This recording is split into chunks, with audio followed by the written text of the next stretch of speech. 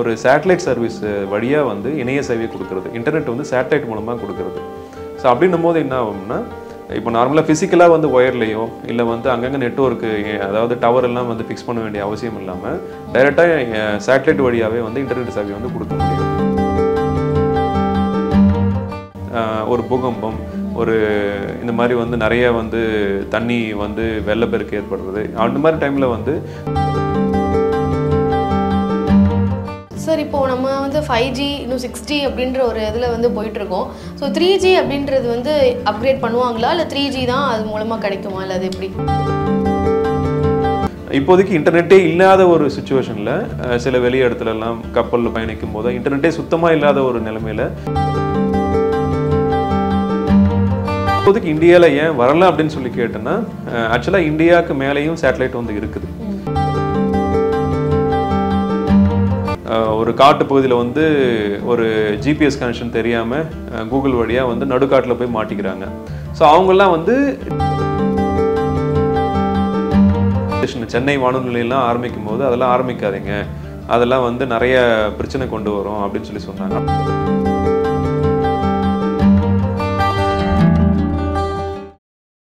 ஜாம்பவான் TV நேயர்களுக்கு வணக்கம். இன்று நம்மோடு இணைந்திருக்கிறார் முனைவர் திரு ராஜ்குமார் அவர்கள். வணக்கம். வணக்கம் சார். எல்லாருக்குமே இணைய சேவை கிடைக்கணும் அப்படின்ற ஒரு விஷயத்தில் எலான் மஸ்க் அவர்கள் வந்து ஒரு புதிய அப்கிரேடட் வெர்ஷனாக ஸ்டார் லிங்க் அப்படின்ற ஒரு விஷயத்தை வந்து அறிமுகப்படுத்திருக்கிறாரு. அதை பற்றி கொஞ்சம் சொல்லுங்கள் சார். சயின்ஸில் வந்து நிறைய விஷயத்தை வந்து நம்ம புதுசாக வந்து பார்த்துட்டு வரோம் இந்த ஒரு நூற்றாண்டாக. அதில் வந்து எலான் மஸ்க் வந்து ஒரு மிகப்பெரிய ஆளுமை சயின்ஸ் அண்ட் டெக்னாலஜியில் வந்து இப்போதைக்கு பார்க்கும்போது. ஸோ அவர் வந்து நல்ல விஷயம் என்னென்னா, அவர் தொட்ட துறையெல்லாம் வந்து நல்லா மாறிட்டு வருது. ஃபஸ்ட்டு பேட்டரி டெக்னாலஜியில் ஆரம்பித்து இப்போ வந்து இந்த இன்டர்நெட் சேவையை வந்து வழங்குறதுக்கான டெக்னாலஜி வந்திருக்காரு. ஸோ ஸ்டார்லிங்க் அப்படின்றது பார்த்தீங்கன்னா ஒரு சேட்டலைட் சர்வீஸ் வழியாக வந்து இணைய சேவையை கொடுக்குறது. இன்டர்நெட் வந்து சேட்டலைட் மூலமாக கொடுக்குறது. ஸோ அப்படின்னும் போது என்ன ஆகும்னா, இப்போ நார்மலாக ஃபிசிக்கலாக வந்து ஒயர்லையோ இல்லை வந்து அங்கங்கே நெட்வொர்க்கு அதாவது டவர் எல்லாம் வந்து ஃபிக்ஸ் பண்ண வேண்டிய அவசியம் இல்லாமல் டைரெக்டாக சேட்டலைட் வழியாகவே வந்து இன்டர்நெட் சேவையை வந்து கொடுக்க முடியும் அப்படின்னு சொல்லி நிரூபிச்சுட்டு வராரு. நிறைய கண்ட்ரியில் வந்து இப்போது சேட்டலைட் சேவையும் வந்து எஸ்டாப்ளிஷ் பண்ணியாச்சு.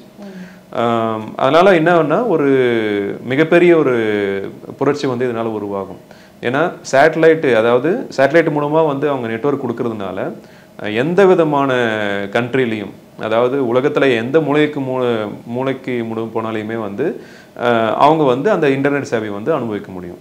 ஓகே. இப்போ நம்ம வந்து டவர்ஸ் இந்த மாதிரிலாம் ஒரு விஷயங்கள் வைக்கும்போது ஏதாவது ஒரு நேச்சுரல் டிசாஸ்டர் ஏதாவது ஆகும்போது அந்த டவர்ஸ்னால ஒரு டிஸ்டர்பன்ஸ் இருக்கும் போது அந்த ஒரு இணைய சேவை வந்து துண்டிக்கப்படுது சார். ஸோ இந்த ஒரு ஸ்டார் லிங்க் மூலமாக அந்த ஒரு விஷயங்கள்லாம் இல்லாமல் இருக்குமா இல்லை எப்படி இருக்கும் சார்? கண்டிப்பாங்க. ஏன்னா வந்து நம்ம வந்து நினச்சிட்டு இருக்கோம் 21% தான் வந்து நம்ம பூமியில் வந்து நிலப்பரப்பில் இருக்கும். மிச்சம் 71% மேலே வந்து கடலில் தான் வந்து சூழ்ந்துட்டு இருக்கோம். ஸோ கடல்லே எவ்வளோமான விஷயத்தை வந்து நம்ம வந்து கப்பல் வந்து பயணிக்கிறாங்க. இப்போல்லாம் வந்து நிறைய சொகுசு கப்பல்லாம் வந்து வந்துருச்சு. அவங்களுக்கெல்லாம் இன்டர்நெட் சேவை வந்து கிடைக்காம இருக்குது. ஏன்னா அங்கே டவர் கிடையாது. அதனால எல்லாமே வந்து சேட்டலைட் ஃபோனை தான் நம்பி இருக்கிறாங்க. ஆனால் இப்போ இந்த இணைய சேவை மூலமாக ஸ்டார்லிங்க் மூலமாக வந்து எல்லாருக்கும் வந்து ஒரு இணைய சேவை வந்து கிடைக்கிறதுக்கு வழி இருக்குது. செகண்ட் பார்த்தீங்கன்னா, இப்போ நீங்கள் சொன்ன மாதிரி நேச்சுரல் டிசாஸ்டர், ஒரு பூகம்பம், ஒரு இந்த மாதிரி வந்து நிறைய வந்து தண்ணி வந்து வெள்ளப்பெருக்கு ஏற்படுறது, அந்த மாதிரி டைமில் வந்து ஃபிசிக்கலாக வந்து எந்த ஒயர்டு கனெக்ஷனும் வந்து நம்ம இடத்துல கொடுக்க முடியாது. ஒரு சேட்டலைட் அப்படின்றது பார்த்தீங்கன்னாவே இங்கேருந்து ஒரு 550 கிலோமீட்டருக்கு மேலே அந்த கிலோமீட்டர்லேருந்து நம்ம வந்து சேட்டலைட் வந்து கொடுக்குறாரு எலான் மஸ்க். இது வந்து ஒரு ஃப்ரீக்வன்சி வந்து பார்த்தீங்கன்னா, நம்ம வந்து ஒரு 3G 4G அந்த ஃபோனுக்குரிய இன்டர்நெட்டுக்கு எவ்வளோ ஸ்பீடு வந்து வருமோ அந்த அளவுக்கு வந்து நமக்கு வந்து ஸ்பீடு வந்து வரும் இந்த இன்டர்நெட் சேவை வழியாக. சொல்லுங்கள் சார். இப்போ நம்ம வந்து 5G இன்னும் 6G அப்படின்ற ஒரு இதில் வந்து போயிட்டுருக்கோம்.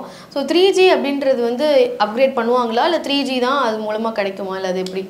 இல்லை, இப்போதைக்கு இருக்கிற டிமாண்டு என்னென்னா, ஒரு பேசிக்கான இன்டர்நெட் வந்து சர்வீஸ் வேணும். சாதாரணமாக ஒரு வாட்ஸ்அப்பில் மெசேஜ் வந்து ரிசீவ் ஆகணும், ஒரு மெயில் வந்து நம்ம கம்போஸ் பண்ணி அனுப்பணும் அப்படின்ற ஒரு பேசிக்கான இன்டர்நெட் சேவைக்காக இந்த ஸ்டார்லிங்க் வந்து நம்ம வந்து பயன்படுத்தலாம். சில மல்டிமீடியா சேவைகளும் வந்து யூஸ் பண்ண ஆரம்பிக்கலாம்.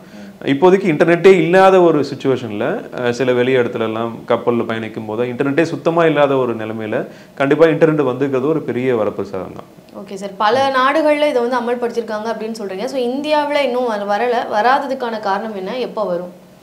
இந்தியாவில் வர்றதுக்கான முயற்சிகள்லாம் வந்து பண்ணிட்டு இருக்காங்க. இப்போதைக்கு இந்தியாவில் ஏன் வரல அப்படின்னு சொல்லி கேட்டோன்னா, ஆக்சுவலாக இந்தியாவுக்கு மேலேயும் சேட்டலைட் வந்து இருக்குது.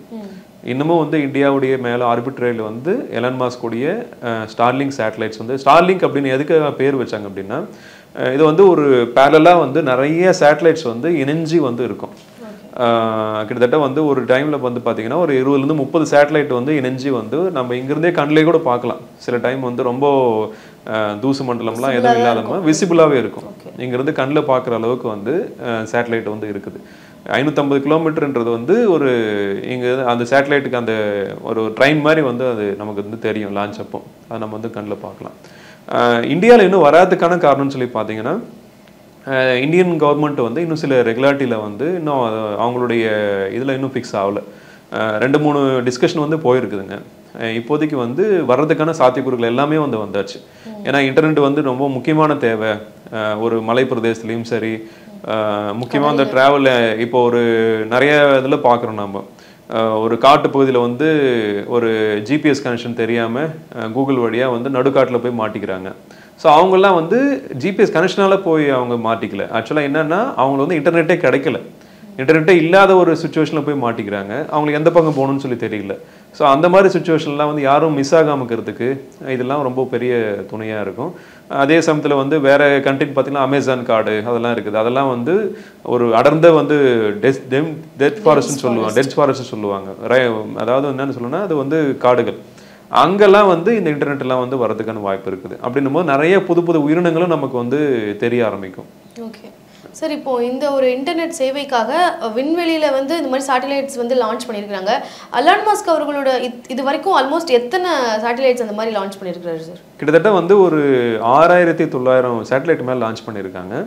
அதில் இப்போ ஆக்டிவாக இருக்கிறது பார்த்தீங்கன்னா ஒரு 6300 சேட்டலைட் வந்து ஆக்டிவாக இருக்குது. மற்ற சேட்டலைட்லாம் கொஞ்சம் இன்ஆக்டிவாக வச்சுருக்காங்க. ஸோ டோட்டலாக மொத்த வேர்ல்டுக்குமே வந்து இன்டர்நெட் சேவை அது மூலமாக கிடைக்கணும் அப்படின்னா எவ்வளோ சேட்டலைட்ஸ் வந்து அங்கே இருக்கணும் சார்?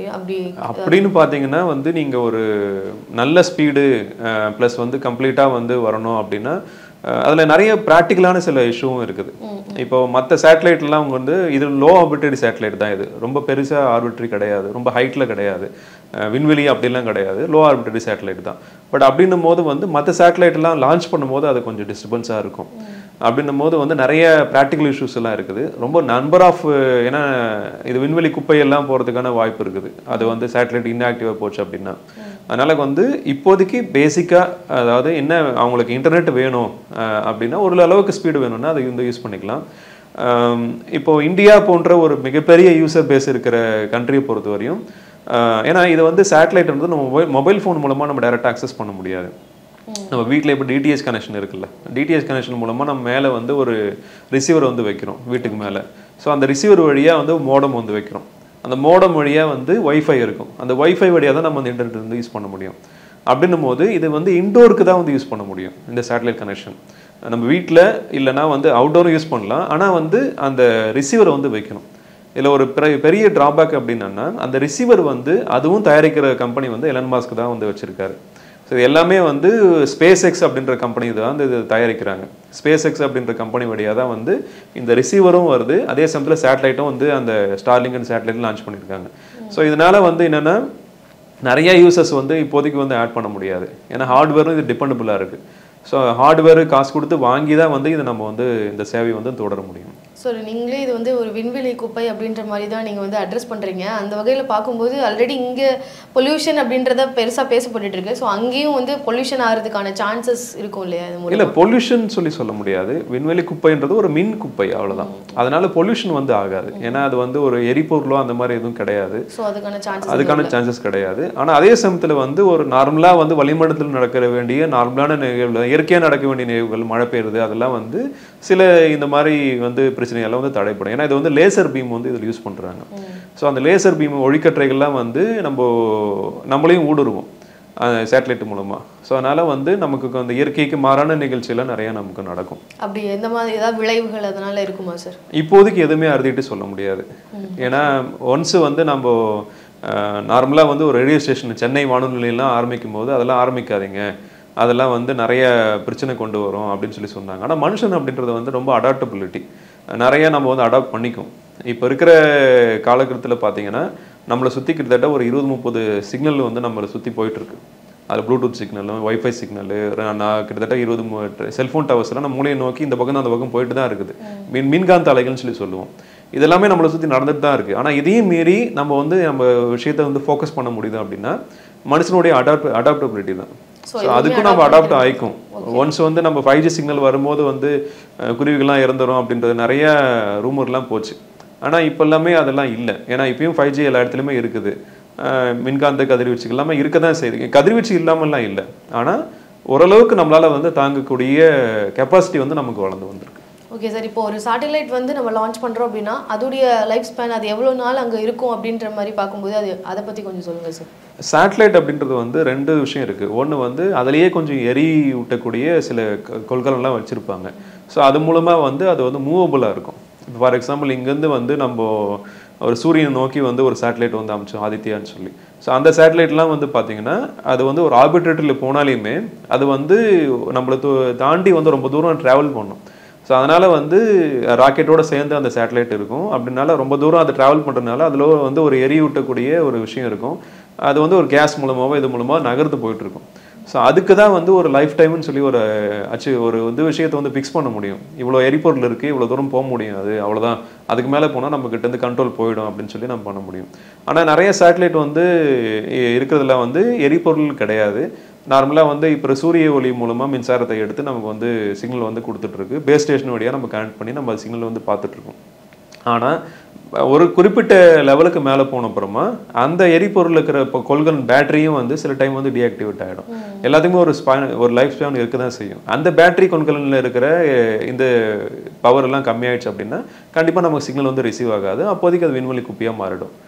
ஸோ சில அதை டிஸ்போஸ் பண்ணணும்னா அதுக்கான ப்ராசஸ் ஏதாவது இருக்குமா? ஆமாம், இப்போ நிறைய வந்து ஆர்டிஃபிஷியல் இன்டெலிஜென்ஸ் மூலமாக எப்போ வந்து அது விண்வெளி குப்பியாக மாறப்போகுது, எப்போ அதோடைய பேட்டரி எல்லாம் வீக் ஆகுது அப்படின்னு சொல்லி முன்னாடியே ப்ரிடிக்ட் பண்ணி அப்போ வந்து அந்த சேட்டலைட் எல்லாம் வந்து ஒரு இங்கேருந்து ஒரு ராக்கெட் அனுப்பி அதெல்லாம் கலெக்ட் பண்ணிவிட்டு அதை வந்து இந்தியா பூமியில் சேர்க்குற மாதிரியும் சில வச்சுருக்காங்க. சில சேட்டலைட்லாம் வந்து இங்கேருந்தே வந்து ஒரு இது மாதிரி அனுப்பி அதை நொறுக்கி விண்வெளிக்கு அப்பால் வந்து போகிறதுக்கான சில நடவடிக்கையும் வந்து பண்ணிட்டு இருக்காங்க. ரஷ்யா ப்ளஸ் வந்து இந்தியா ப்ளஸ் வந்து விண்வெளி ஐஎஸ்எஸ்ன்னு சொல்லுவோம்.